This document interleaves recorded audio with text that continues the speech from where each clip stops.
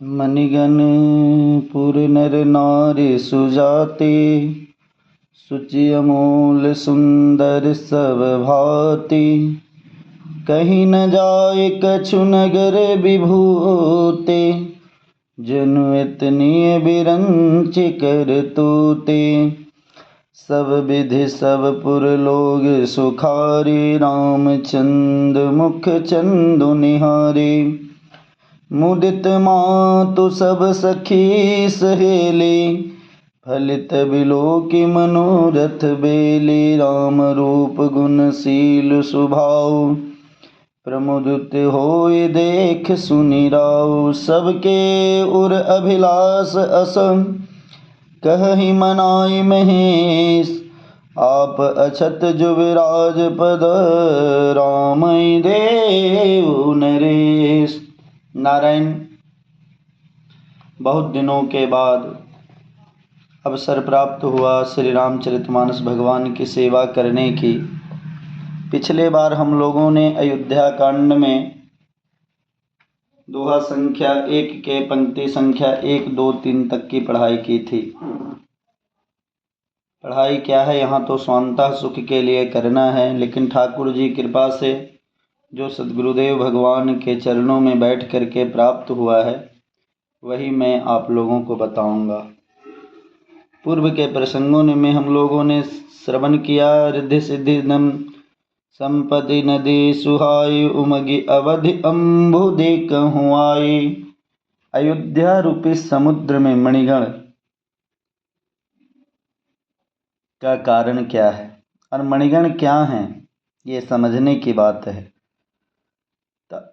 मणिगण पुर नर नार सुजाते, सुचि अमूल सुंदर सब भांति।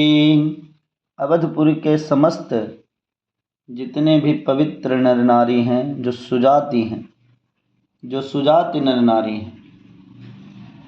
एक कुजाति भी अयोध्या में रहती है जिसका नाम है मंथरा, और इस मंथरा को छोड़ दिया जाए तो बाकी सभी लोग सुजाति हैं। तो ऐसे सुजाति जो सभी प्रकार से हैं, जो सभी प्रकार से पवित्र हैं। कैसे हैं? सुचि, सुचि मतलब पवित्र हैं। अमूल मतलब जिनका कोई मूल्य नहीं लगा सकता, अमूल्य हैं। और सुंदर हैं। सब भांति, सब भांति मतलब सभी प्रकार से। और कही न जाय कछु नगर विभूति, जनु इतनी बिरंच कर तूते। नारायण, सुचि अमूल का भाव वाल्मीकि रामायण में महर्षि वाल्मीकि भी लिखते हैं कि समस्त अयोध्यावासी कैसे हैं। तो सर्वे नराश्च नार्यश्च, धर्मशीलाः सुसंयुताः, मुदिताः शीलवृत्ताभ्यां महर्षय इवामलाः। कैसे हैं? तो अयोध्या जी के सभी स्त्री पुरुष जितने हैं सब धर्मात्मा हैं। ये सर्वे नरासन धर्मशीलाः, संयमी हैं, शीलवान हैं, चरित्रवान हैं। और नारायण इससे भी आगे महर्षियों के समान, जो दिव्य गुण महर्षियों के पास होता है उन्हीं के समान सब शुद्ध आत्मावान, अग्निहोत्री, यज्ञ आदि करने वाले हैं। बहुत सुंदर अयोध्यावासी हैं। कभी अगर अवसर मिले तो वाल्मीकि रामायण का आप अध्ययन करिएगा। वाल्मीकि रामायण में लिखा हुआ है। तो ऐसे सभी अयोध्यावासी हैं। और कहीं मणिगण कहीं न जाए कछु नगर विभूति, जनु इतनी बिरंच कर तूते। कहीं न जाए, नगर के ऐश्वर्य को, नगर के प्रभाव वैभव को कुछ नहीं कहा जा सकता। क्यों नहीं कहा जा सकता? जनु इतनी बिरंच कर तूती। जनु मानो कि समस्त ब्रह्मांड में ब्रह्मा जी की करतूती बस इतनी ही है, इससे अधिक ब्रह्मा जी ने कुछ कर नहीं पाया। अवधपुरी बासिन करा सुख संपदा समाज। सहस शेष नहीं कही सकहीं जहाँ नृप राम विराज। जहाँ भगवान श्री राम जी राजा के रूप में विराजते हैं, महाराज उस अयोध्या के बारे में एक क्या हजारों करोड़ों शेष भी नहीं कह सकते कि अयोध्यावासी कितने सुखी हैं। उनके सुख की गणना इस संसार में संभव नहीं है। सहस शेष नहीं कही सकहीं जनु इतनी विरंच करतूती। जनु मानो कि ब्रह्मा जी की इतनी ही करतूती है।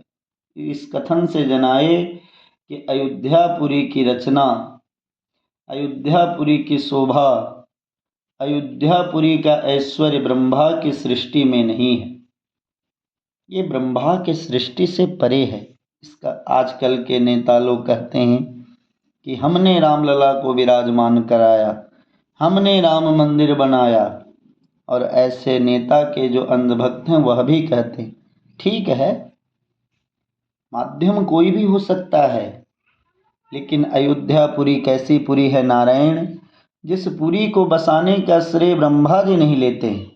ब्रह्मा कौन है? साधारण है, जिन्होंने संपूर्ण विश्व को बसाया। ऐसे ब्रह्मा भी क्या कहते हैं कि भैया हमारी सृष्टि में ऐसा कोई पुर है ही नहीं, ऐसी कोई धाम नहीं है जो अयोध्यापुरी से जिसकी तुलना की जाए। इसका प्रमाण क्या है? तो गीतावली उत्तरकांड 23 पद में श्रीपाद गोस्वामी तुलसीदास जी महाराज कहते हैं कि एक बार ब्रह्मा जी अयोध्या की रचना देखने के लिए आए। देखत अवधे को आनंद हरसि बरसत सुमन निस दिन। देवतनी को वृंद देखत अवध को आनंद। नगर रचना सिखने को विधे तकत बहु विधि वृंद। निपट लागत अगम जो जल चरहि गमन सुछंद। मुदित पुरलोगनि सराहत निरखे सुख आनंद कंद। जिनके सुअल चस पियत राम मुखार बिंद। मकरंद मध्य व्योम विलंब चलत दिनेश उड़गन चंद। रामपुरी बिलो के तुलसी मिटत सब दुख धुंध। देखत अवधे को आनंद।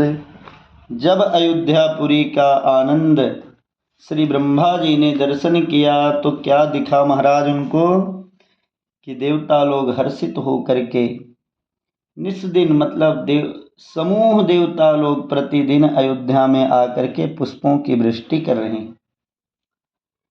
नगर रचना सिखन को विधि। ब्रह्मा जी ने जब नगर की शोभा को देखा तो सीखने लगे कि हम भी किस उपाय से इस प्रकार के नगर को बसावें।